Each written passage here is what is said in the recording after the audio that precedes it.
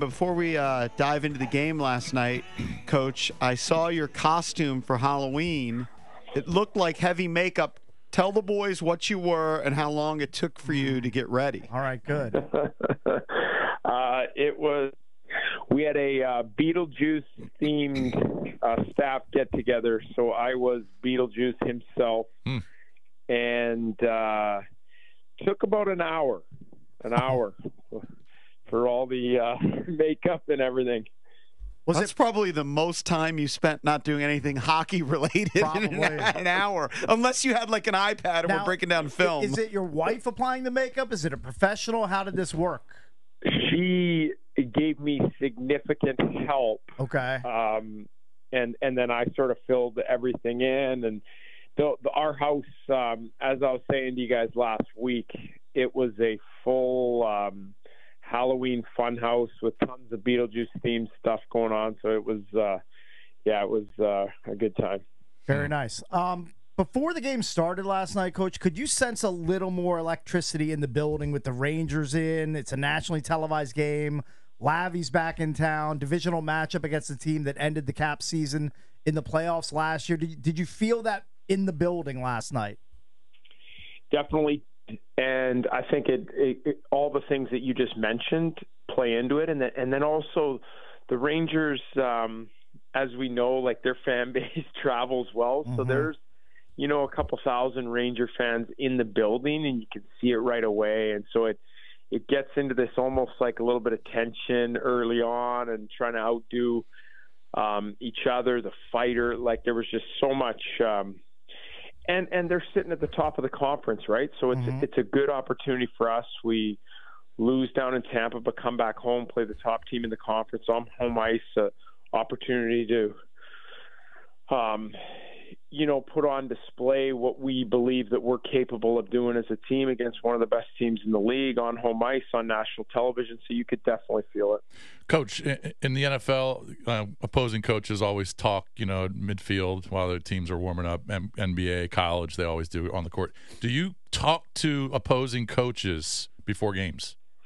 Not normally. Right. The odd time, if you run into them, I'll say hello and that, but not really. Normally. So, yeah, it would be more like I'll see Labby in the off season and that and say hello and at any type of coaches meetings that we have, but not in season games. No.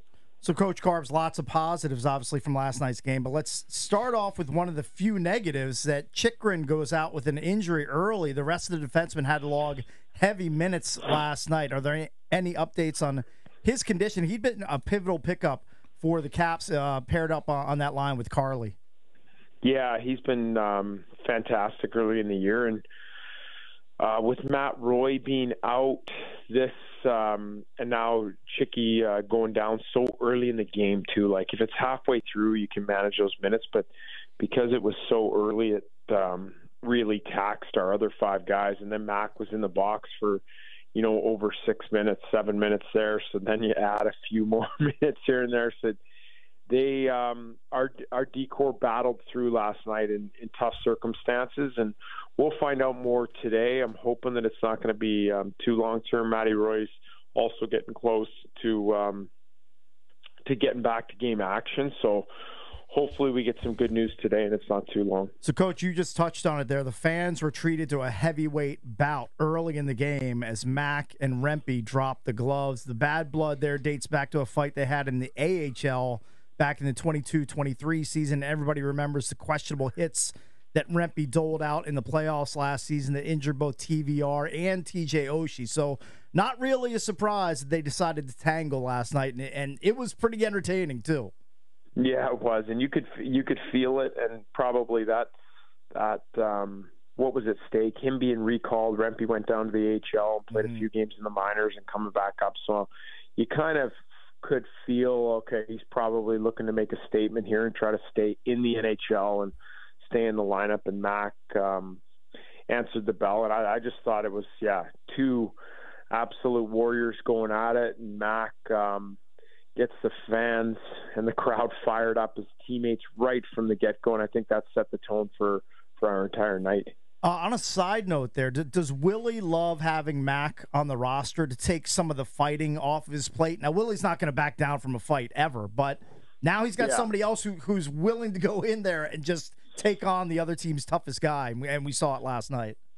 For sure, and I think it's like a team toughness thing for our whole group, right? When Mac and Willie and Brandon Duhame, like these are tough customers, and they play the game physically on the edge, and so when you have that through your lineup, it just it makes everybody feel and almost it brings out more physicality and edge with even skill guys and are getting in there, and Dowder and Mange and all these different guys through our lineup are playing right on that edge and playing with that physical style, which we need to. We need to be difficult on the opposition, and that's what we've tried to do early in the year.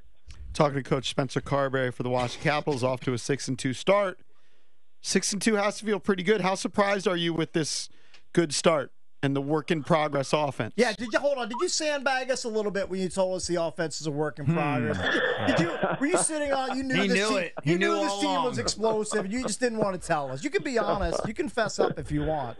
No, it's been a real pleasant surprise how because we implemented a lot of stuff, some new things, and you hope that you're gonna hit the ground running and it'll look like a finished product right away. But obviously, like as a coach, you're like, okay, this is probably going to take a little bit of time, and then you add personnel, a new mix of that. So okay, that's going to take a little bit of time to create some chemistry. But for us, it's just we've been able to hit the ground running, and it's been, and what I mean by that is it's right away. We scored a few early. Guys are feeling good about their game. There's some confidence building through the first 8 games, and and it always helps when you do new things and you bring new things to guys. If you can score and have results early, it creates just more buy-in, right? Because now guys, okay, perfect. I believe in this. Okay, this is working. Let's stay on it and continue to build it.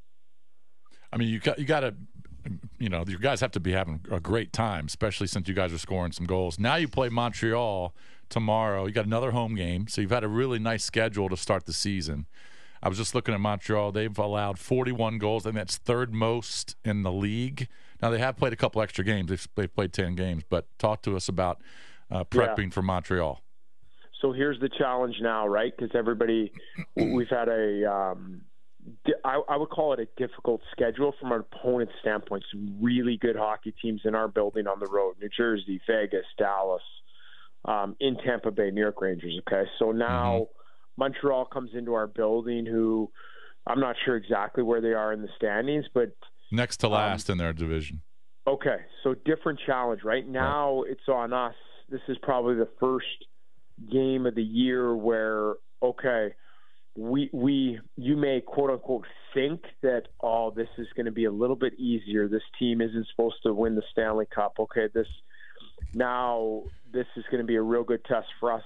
Can we continue to play to our standard and hold each other to it against whatever the opponent, whatever the night, whatever it looks like, and not let our foot off the gas and think that this is going to be a quote unquote easy night and we'll just be able to go 80% and find success. Because as our guys should know, and hopefully it shows true tonight, there's every team in this league is quality and can beat anybody on any given night. Right. When you are playing a team, do you look at their last game or do you look at a few games? How do you guys prep for it? We usually look at their last 3. Okay. Gives us a pretty good idea of what they're doing of late. That's kind of our general rule for it. And, the Kraken just put up 8 on them. I know, and and at home. So right. Whenever that happens, you're going to have an angry. We call it like a angry Montreal Canadian tomorrow night in our building after the way that game goes. I'm sure they were not pleased with that. Coach, when you get off to a hot start like this, can it kind of like set the tone for the entire season, or is it sort of like a regression to the mean more often than not? No, it's really important, especially to give you a little bit of early season momentum. Yeah, and I think it helps to even build off that, as opposed to just kind of you're whatever meddling around at 500 and that. I think this starts giving our guys confidence and some belief that we can be a dangerous team this year and play with some of the best teams in the league. Hey, when you do your post-game locker room thing and the guys are standing around there and everybody's clapping it up for you and you're pumping guys up, do you even bother to jock Ovi at this point? Like, you know what I mean? Like, you got to show Ovi some love. He's got to at some point. Yeah, I mean, doing it at this age, especially at this level, it's incredible. Oh, yeah.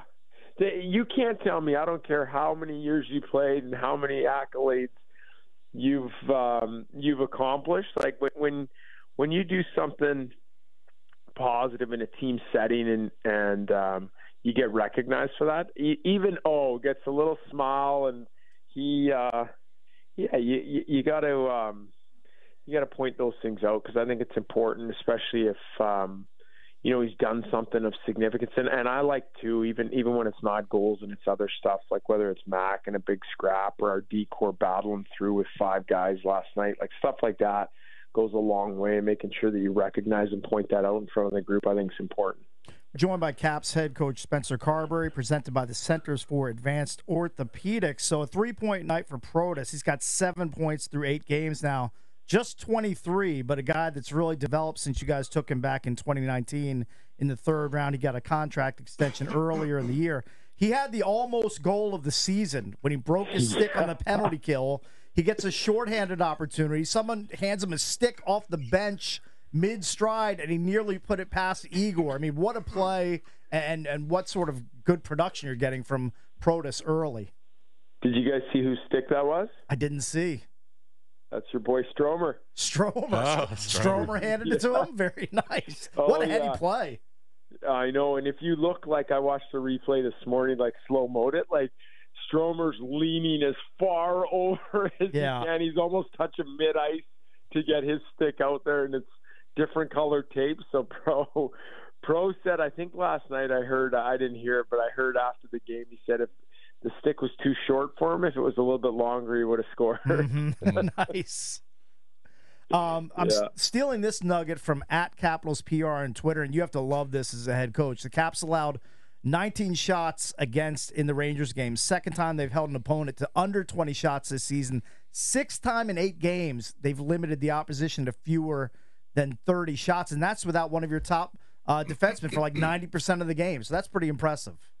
Yeah, we're playing well. We're playing at a high level right now, and it starts with that. Like that stat, I think is really, really important to our offensive success, to all the things that we're talking about from a production and all that good stuff. But it starts with our structure and our play without the puck. And that has been a real positive early in this year is being able to limit what we give up, make sure that we're doing the things without the puck. And that stuff is our gold standard. We don't deviate. Everybody's on the same page with what we do without the puck. And then it enables us to let our offensive game really blossom, and that's what happened. We've got way more puck possession. We're spending more time in the offensive zone, and I believe that starts with our checking and our play without the puck. Coach, what did you say to the guys after going back a couple games? What did you say to the guys after the Tampa game? Honestly, we had a meeting the next morning, and I just showed them a couple of things, like metrics things, analytics, that said we did a ton of great stuff in Tampa Bay and deserved a better outcome. Sometimes that's the nature of the beast, and that's the game, is you lose games that you play well, you outchance an opponent, goaltender, other side, special teams, whatever happens. It just so happened their goalie was fantastic, but our process was right there. Exactly what we want to do. And if we continue to do that, you're going to get 2 points most nights, and you're going to accumulate wins. And so I thought we were good down in Tampa. We lose 3-0. Did a ton of good things. Process was good. We just needed to do the one area that I pointed out was just a little bit better on their goaltender. There's ways that we can produce goals and make it more challenging for elite goalies. And I thought we did a really good job. We talked about some things because we knew we were going to get Shesterkin against New York, another one of the, call it top 3, top 5 goalies in the NHL. So you got to make their life difficult. And I thought we implemented some of that stuff last night. They did a real good job with them, even though we created probably 35, 40 chances. Coach, you have to love when the opposing coach says this about your team. This is Laviolette talking about the Caps last night. He said, quote, "Their first period had much more pop in it than ours did. Everywhere from face-off battles, defensive zone coverage, to their offensive zone play, we were chasing the game. Didn't get much better, to be honest with you, for the second and third. There were spurts, but not enough." So that speaks to how dominant you guys were against this team last night. Yeah, we were really, really good. No, I mean, it's probably not going to look like that. Like the Rangers, I feel like that's not their best. Like Lavi would for sure say like they've got better than that, and they were saying it on the broadcast when I watched it back this morning. Like, so we'll take it. I mean, it was a big game in our building, and we're worried about what we're doing, but we also understand that we're just continuing to build and continuing to get better and better and better. And whoever the opponent is in front of us, we'll handle that and move on. All right. Well, make sure that you guys play tomorrow, correct? Yep. Halloween? Yeah, Montreal tomorrow. All right. Make sure you're in your Beetlejuice outfit on the bench. The staff goes like, they actually were like, well, if we beat New York at home, will you wear the Beetlejuice in the post game? That would be funny. That would be funny. How long did it take you to take off all the makeup? Wash your face. And 45-minute shower. Jeez. Wow. Yeah, that's a lot of makeup. All right, well, good luck. Yeah. Good luck tomorrow. Let's get number 7.